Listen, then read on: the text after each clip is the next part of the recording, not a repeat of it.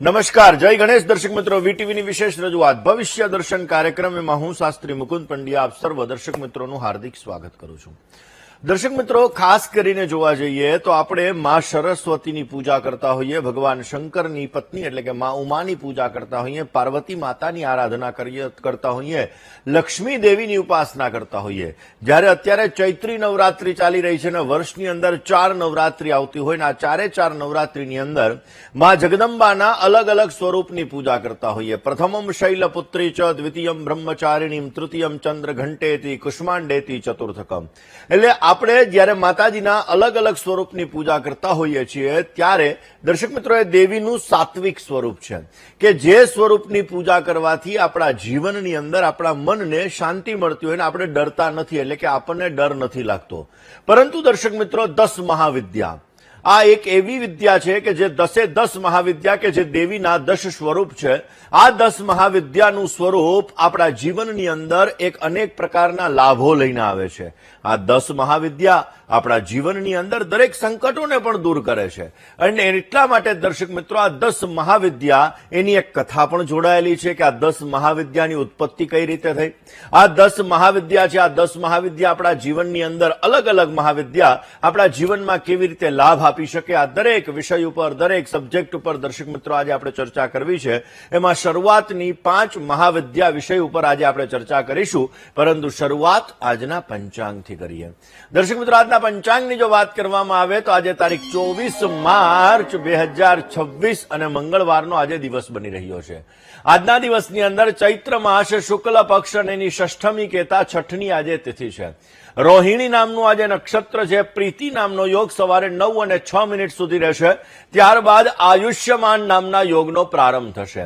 તૈતિલ નામનું આજે કરણ રહેશે અને 12 રાશિઓનું ભવિષ્ય કથન જેના આધાર ઉપર કહેવામાં આવશે એવું ચંદ્રમાનું ભ્રમણ આજના દિવસની અંદર વૃષભ રાશિની અંદર રહેશે. એટલે આજે જે કોઈ પણ બાળકોનો જન્મ થશે તેમની રાશિ વૃષભ રહેશે, જેના અક્ષર બ, વ અને ઉ રહેશે. તો આજે જન્મનાર બાળકોનું ભવિષ્ય સુંદર, સુખમય, આનંદમય, હર્ષમય, લાભમય રહે એવી શુભકામના સાથે જય ગણેશ. દર્શક મિત્રો, વાત આજે આપણે કરી રહ્યા છીએ મહાવિદ્યાની.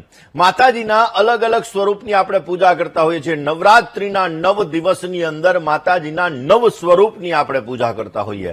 પરંતુ દર્શક મિત્રો, તંત્ર સાધનાની અંદર ખાસ 10 મહાવિદ્યાઓનું વિશેષ મહત્વ છે. એવું કહેવાય છે કે આ 10 મહાવિદ્યાઓ 10 રહસ્યથી ભરેલી છે.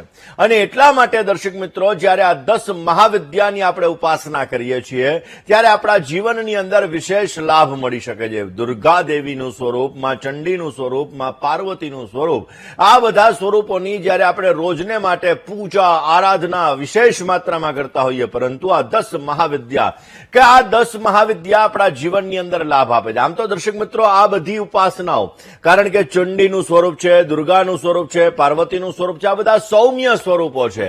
કારણ કે એમની જે મૂર્તિ છે એટલી બધી ભયંકર નથી કે આ ક્યાંક ને ક્યાંક આપણને ડરાવી દે. પરંતુ દર્શક મિત્રો, મહાવિદ્યાની જ્યારે વાત કરવામાં આવે તો આ મહાવિદ્યા જેની ઉત્પત્તિ અને જેનું સ્વરૂપ એટલું ભયંકર છે કે આપણા જીવનની અંદર આપણને લાભ તો આપે જ છે, પરંતુ આપણા જીવનની અંદર તકલીફોનો દોર પણ વધારે છે. દર્શક મિત્રો, આની એક કથા ભગવાન શંકર સાથે જોડાયેલી છે.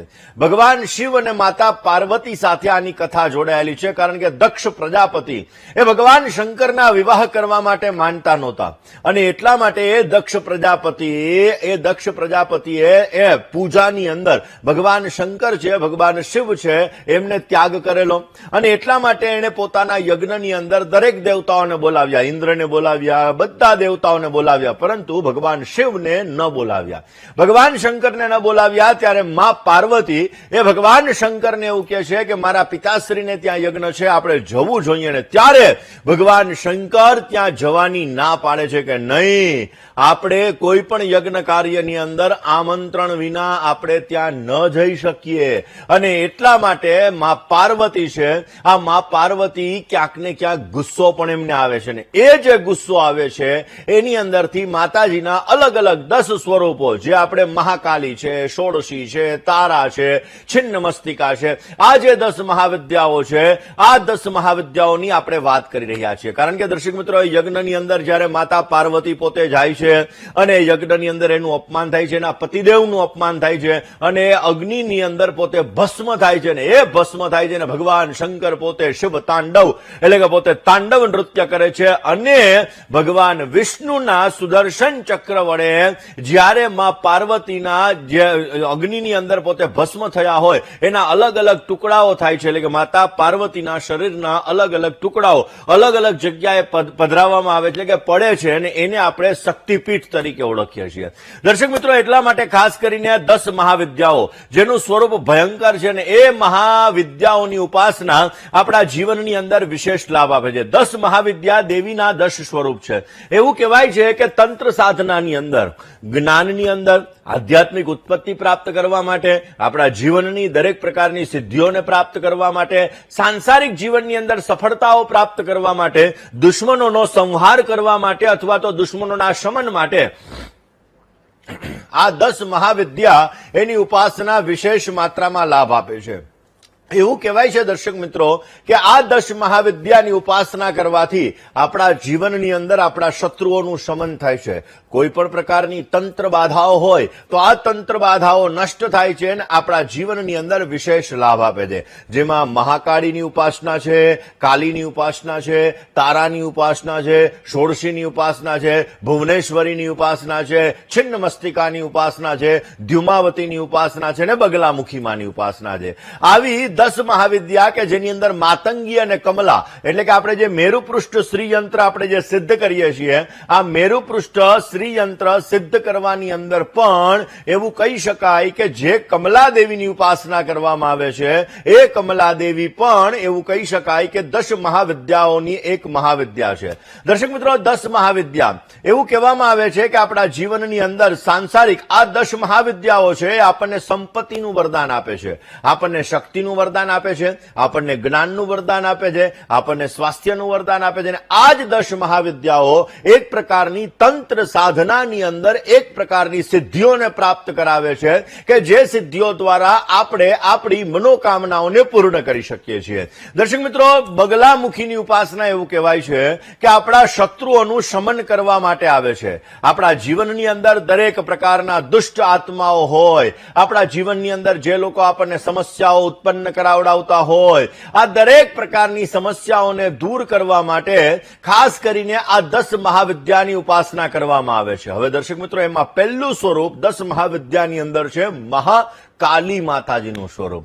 મહાકાલીની ઉપાસના એવું કહેવાય છે કે આ મા કાલીની ઉપાસના કરવાથી આપણા જીવનની અંદર કે જેનું સ્વરૂપ ભયંકર છે, કે જેણે પોતાના પગની નીચે એવું કહી શકાય કે દુષ્ટ દૈત્યનો સંહાર કરેલો, ને એ મહાકાલી માતાજીનું સ્વરૂપ આપણે જ્યારે એ સ્વરૂપના દર્શન કરીએ છીએ તો આપણા દર્શન કરતાની સાથે સાથે ક્યાંક ને ક્યાંક ભયવૃત્તિ અને અભયનું વરદાન પણ મળી જાય છે. અને એટલા માટે દર્શક મિત્રો, જ્યારે આ મહાકાલી માની આપણે ઉપાસના કરીએ છીએ આ નવરાત્રી દરમિયાન, ત્યારે આપણા જીવનની અંદર એક અભયનું વરદાન મળે છે. આપણા જીવનની અંદર સમૃદ્ધિઓ પ્રાપ્ત કરવા માટે ઓમ રીમ મહાકાલ્યય નમઃ, ઓમ રીમ મહાકાલ્યય નમઃ આ મંત્રનો જો રોજ જપ કરવામાં આવે, મહાકાળી માની આરાધના કરવામાં આવે, મહાકાળી માના વિશેષ પ્રકારના મંત્રનો જપ કરવામાં આવે તો પણ આપણને સારો લાભ મળી શકે છે. 10 મહાવિદ્યામાંની બીજી મહાવિદ્યા છે તારા. દર્શક મિત્રો, એવું કહેવાય છે કે આપણા જીવનની અંદર દરેક પ્રકારની જે તંત્ર વિદ્યાઓ હોય, આ તંત્ર વિદ્યાઓનું શમન કરવા માટે, સિદ્ધિઓને પ્રાપ્ત કરવા માટે અને આપણા જીવનની અંદર દરેક પ્રકારના સમૃદ્ધિના આશીર્વાદ પ્રાપ્ત કરવા માટે મા તારાની ઉપાસના કરવામાં આવે છે. અને આ મા તારાની આરાધના કરવાથી આપણા જીવનની અંદર આવતા દરેક પ્રકારના કષ્ટો, દરેક પ્રકારની સમસ્યાઓ આ દૂર થાય છે અને આપણને વિશેષ માત્રામાં લાભ મળી શકે છે.